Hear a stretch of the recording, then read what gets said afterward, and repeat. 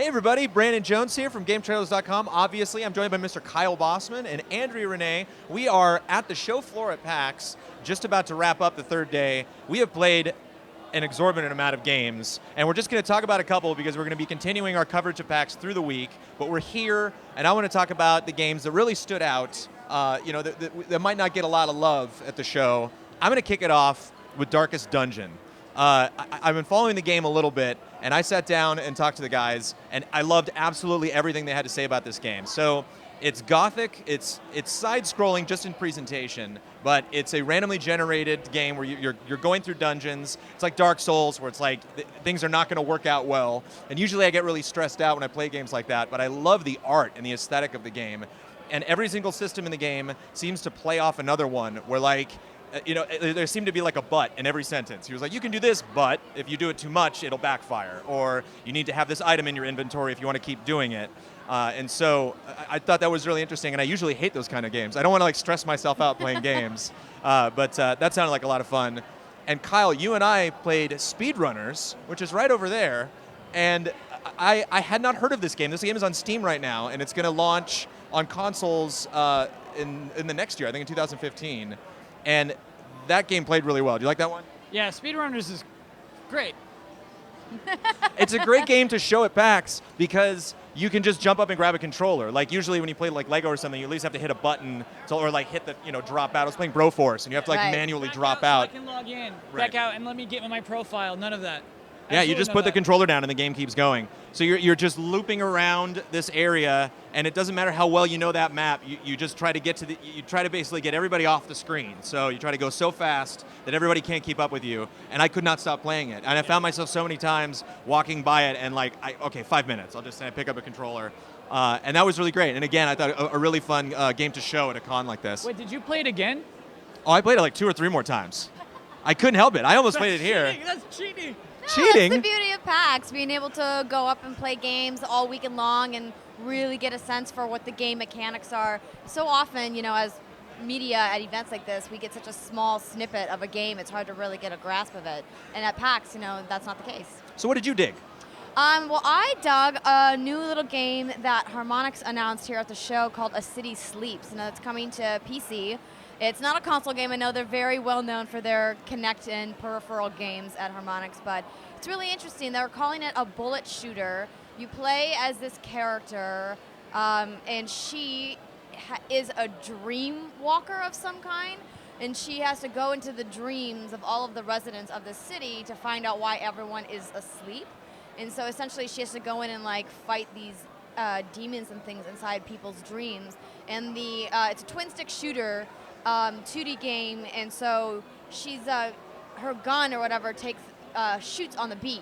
So there's different musical elements that are incorporated into it, and visually there's just a lot of stuff going on. Yeah, very colorful. On screen at the same time. It sometimes is a little difficult to keep track of what's happening, and brutally difficult, really, really challenging. Even on the easy level, I was playing on easy, and it was really a struggle for me. And one of the devs on the team was talking to me about how he wanted to make it really extremely difficult and really hard and punishing because a lot of players are looking for that experience now. Yeah. I'm like, I personally am not. I like it to be a little on the easy side, but I think visually it looked really cool. What else? What else? Well, Game number 2. Yeah, so I also got to finally get hands-on time with Tales from the Borderlands here at PAX. They've been tweeting a lot all weekend. We first saw it back at E3 earlier this summer. And I have to say, as much as I'm a fan of Telltale, and as much as I'm a fan of Borderlands and Gearbox, the jury's out for me on this one. I don't know. I walked away from it a little disappointed. The writing wasn't quite snappy enough that I wanted it to be for a Borderlands title. There's just not any action. There was one action sequence, and I know Telltale gets knocked for that quite a bit. And in the more serious titles like The Walking Dead or Wolf Among Us, having just a point-and-click adventure with really awesome, deep, dark storytelling works. But in the world of Borderlands, I don't think it works. So I walked away really conflicted because I love both of those sides of the coin. And this one, I was just like, Mr. Bosman, what did you dig? What I dug was a game called Chariot. And Great what game. Chariot's a game where 2 players are trying to drag this chariot with them with rope. And so like you hook the chariot with your ropes and you tug on it together. What I like about this game is that it's like actual co-op. A lot of co-op games, at least like that are platformers, is just like, okay, let me get this, sit on this lever so that opens the door so you can go through and then you can let me through. That's what most co-op is. This is a game that's constantly co-op because you're both trying to get this chariot together. And another thing I really like about this game is that the story makes all of this make sense, right? I just explained a game where there's like two people who are trying to carry this with rope. It's the princess and her fiance carrying the king, the dead father. It's a casket. The chariot's a casket.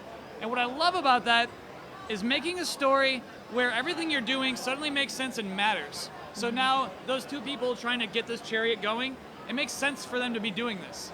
Yeah. Because that's her dead dad, you know what I mean? And so to me that totally works. I really, really like that game. Another one was Wander. And Wander is a game where just in the PAX demo, you are a giant tree being.